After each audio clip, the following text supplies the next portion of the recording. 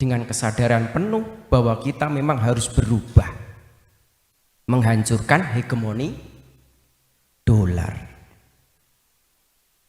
Maka tadi sudah dijelaskan, lalu bagaimana Islam memberikan solusi, atau tadi sudah disampaikan oleh moderator bahwa sistem mata uang dalam ekonomi Islam itu adalah dinar dan dirham. Nah, kita butuh legitimasi ini, kekuatan. Kenapa harus dinar dan dirham? Kenapa tidak yang lain? Misalkan apa? Real atau apa? Ringgit. Kalau nanti khilafah tegak di Indonesia misalkan apa? Rupiah. Kenapa tidak itu? Kenapa harus dinar dan dirham? Para alim ulama rahimakumullah, maka kita harus merujuk, kita kembalikan bagaimana Rasulullah Shallallahu Alaihi Wasallam ini memberikan contoh. Laqad kana lakum fi Rasulillahi uswatun hasanah. Di zaman Nabi Shallallahu Alaihi Wasallam dulu sudah ada pertukaran mata uang, sudah ada terjadi perdagangan dengan mata uang. Dulu yang digunakan apa? Dinarnya Romawi sama dirhamnya Persia. Dua itu yang banyak beredar di tengah masyarakat. Nah, terhadap dua mata uang ini yang harus kita sadari penuh, Nabi Shallallahu Alaihi Wasallam itu mendiamkan, bahkan menetapkan ini menjadi mata uang bagian menjadi syariat Islam. Dan itu kemudian diikuti oleh para sahabat, para khulafaur rasyidin dan khalifah-khalifah berikutnya. Maka dengan tegas, dengan ketetapan Nabi Shallallahu Alaihi Wasallam bahwa mata uang dalam Islam tidak lain adalah dinar dan dirham. Yang jadi pertanyaan, dinar seperti apa atau dirham seperti apa yang akan menjadi mata uang daulah khilafah nanti yang tegak? Apakah dinarnya Kuwait? Karena nanti sekarang ada dinar banyak, ada dinarnya Irak, atau apa? Dirhamnya Maroko, dinar dan dirham, atau dinar yang mana? Maka ini harus kita jawab. Nabi Shallallahu Alaihi Wasallam menegaskan dalam sebuah hadis, al-wasnu wasnu ahli Makkah, al-mikyas mikyas ahli Madinah. Di sini Rasulullah menegaskan bahwa timbangan dinar dan dirham itu mengikuti penduduk ahli Mekah. Maka kemudian disinilah yang disebut dengan dinar, kalau mau kita tambahi dinar syar'i. Maka ada dinar yang tidak syar'i, ada dinar yang syar'i.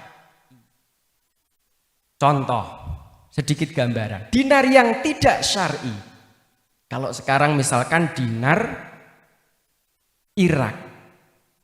Dinar Irak itu kalau dirupiahkan itu nilainya sekitar 11.500. Kemudian atau misalkan dinar Maroko itu sekitar 48.000 setiap satu dinar. Lalu pertanyaannya, dinar yang syar'i berapa? Maka dari hadis ini kemudian diambil timbangannya orang Mekah, ternyata ditetapkan oleh Rasulullah bahwa dinar syar'i itu sebesar 4,25 gram emas murni. bukan yang 22 karat tapi yang 24 karat. Kalau dijelaskan itu kalau persentase sekitar 95 sampai 99%-nya itu emas. Maka dari situ jelas bahwa dirham syar'i kalau dirupiahkan, dinar syar'i kalau dirupiahkan jadinya berapa? Berapa? 1 gram emas berapa sekarang? Sekitar 1 juta, betul? Sekitar. Kalau kita ambil itu berarti 1 dinar syar'i itu berjumlah sekitar 4 juta lebih. Bandingkan dengan dinar-dinar selain dinar syar'i ini. Ada yang tadi hanya 11.500, ada yang 46, 48. Jauh enggak? Jauh. Nah, inilah ketetapan dari Nabi SAW kemudian disebut dengan dinar syar'i atau nanti yang dirham syar'i. Hadratal muhtaramin rahimakumullah, para alim ulama yang dirahmati oleh Allah Subhanahu wa taala. Kemudian yang kedua, menegaskan kembali bahwa Nabi SAW menetapkan dinar dan dirham syar'i menjadi mata uang sistem ekonomi Islam.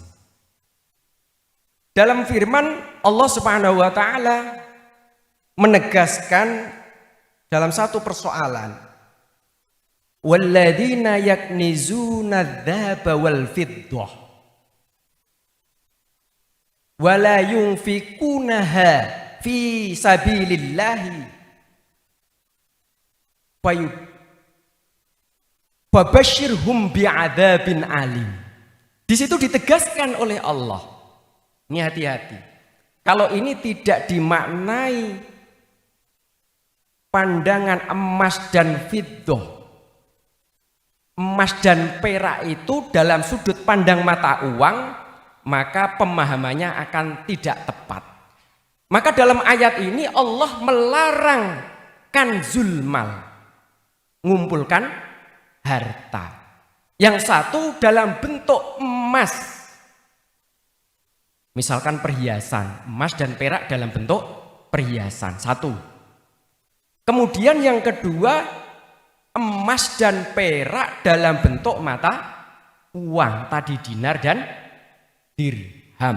Ini yang kedua. Tapi tidak cukup di situ. Ketika ayat ini dipahami bahwa dinar dan dirham, emas dan perak itu menjadi mata uang, maka ada yang ketiga yang tidak boleh ketinggalan. Larangan kanzul mal mencakup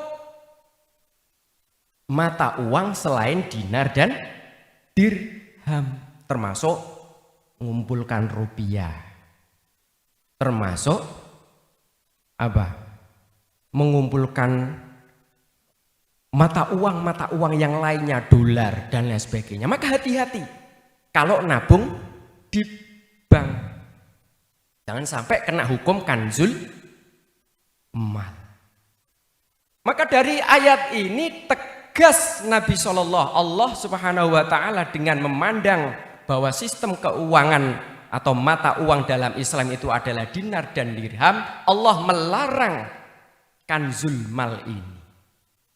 Nah, berikutnya Nabi juga menegaskan dalam berbagai hukum-hukum syariat. Banyak hukum syariat yang terkait erat dengan penggunaan dinar dan dirham, emas dan perak. Banyak sekali. Contohnya misalkan terhadap orang yang membunuh tidak disengaja